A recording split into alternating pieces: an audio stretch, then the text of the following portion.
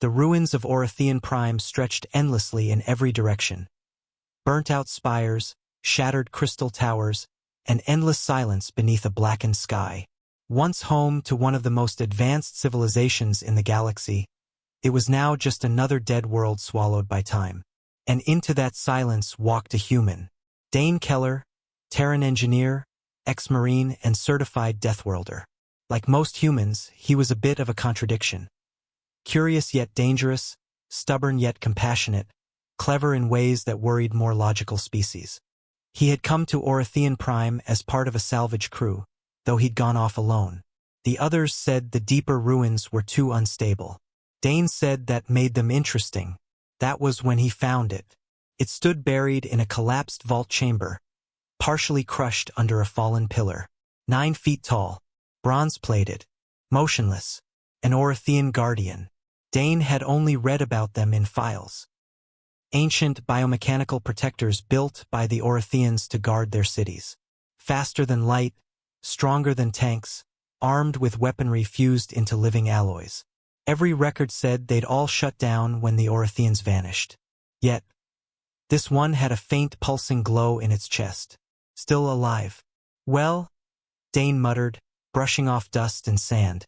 Looks like you've had a rough few thousand years. His instincts kicked in. He began dismantling the debris, clearing access to the internal core. Tools came out, scanners buzzed, and soft curses filled the chamber as he bypassed alien circuitry. Hours passed. Then click. The Guardian's eye slit flickered. A spark of energy rippled through its chest. It sat upright.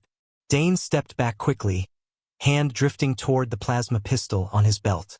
The Guardian turned its head. Slowly, mechanically, it studied the human. "You are not Orthian," it said, voice like thunder laced with static. "Nope," Dane replied cautiously. "Human. Terran. I fixed you." The Guardian paused. Its systems recalibrated. Then, almost like surprise, "You revived me." "Yeah. Wasn't planning to die in a collapsing ruin, so I figured I'd bring the big guy back online." There was a long silence. Then came a phrase Dane didn't expect. "I am bound to protect my restorer." Before Dane could reply, the ruins shook. A distant explosion echoed through the tunnels. Pirates.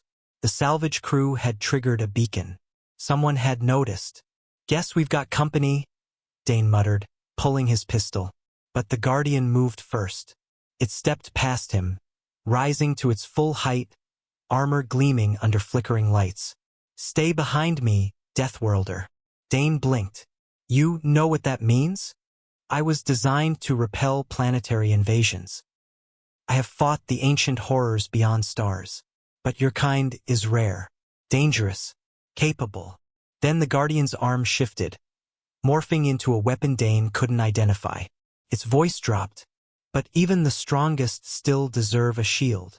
When the pirates breached the vault, expecting easy prey, they found something else entirely.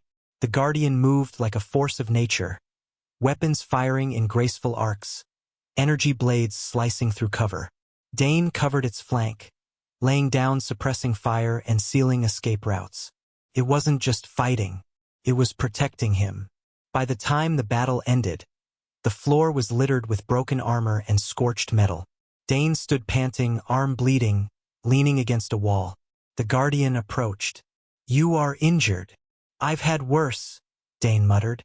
"You okay?" "I am functional." It paused, lowering itself to one knee, eyes glowing gently. "You repaired me without command. You restored a forgotten protector. And for that, I owe you not just defense, but purpose." Dane stared. "You're serious? I am now yours to command. Until I fall, I stand with you." Later, when the other salvagers found Dane walking out of the ruins with a towering Guardian silently behind him, they froze. "You fixed that thing?" one stammered. "Yeah," Dane said, grinning. "And apparently, I've got a new bodyguard." And somewhere deep in his chest, Dane felt something he hadn't in a long time. Not power, not pride, but the strange warmth of being trusted by something built to destroy.